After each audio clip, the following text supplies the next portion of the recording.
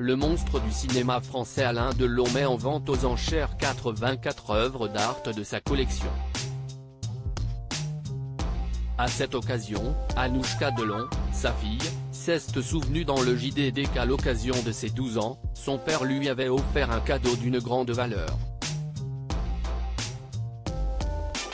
Né le 8 novembre 1935 à Sceaux, Alain Delon est un acteur, réalisateur et producteur de cinéma franco-suisse dont la carrière a débuté en 1957 avec le film Sois belle et tais-toi, réalisé par Marc Allégret, avec Robert Basile.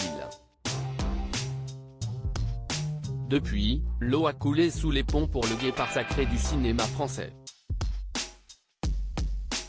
Dans les coulisses de sa vie personnelle, l'homme s'est efforcé de transmettre une de ses passions à sa fille Anouchka, qu'il a eue avec son ex-femme Rosalie Van Breeman.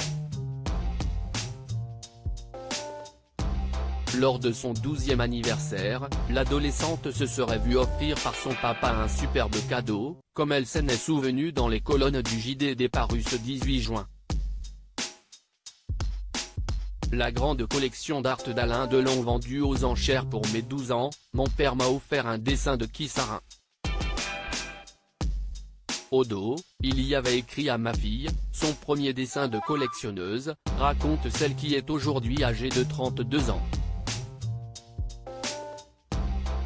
Alors que son père vend aux enchères un grand nombre de ses œuvres, 84 au total, dans une collection présentée à Bruxelles, Genève, Hong Kong et New York avant d'être dispersée à Paris par la maison Bonham Cornette de Saint-Cyr le 22 juin, la jeune femme s'est donnée pour mission d'être le relais de ses œuvres en les accompagnant en tournée.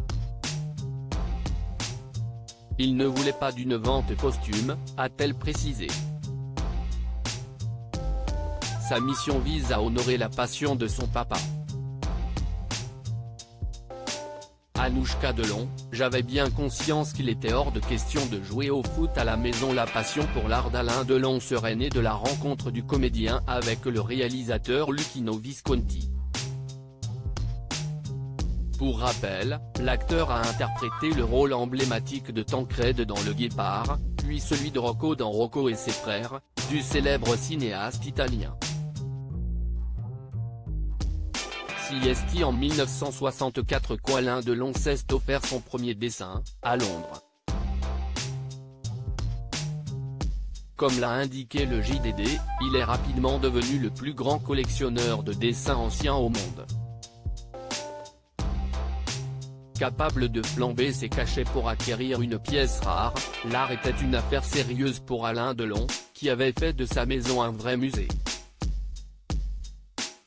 J'avais bien conscience qu'il était hors de question de jouer au foot à la maison, se souvient Anouchka, dans un mélange d'humour et de respect.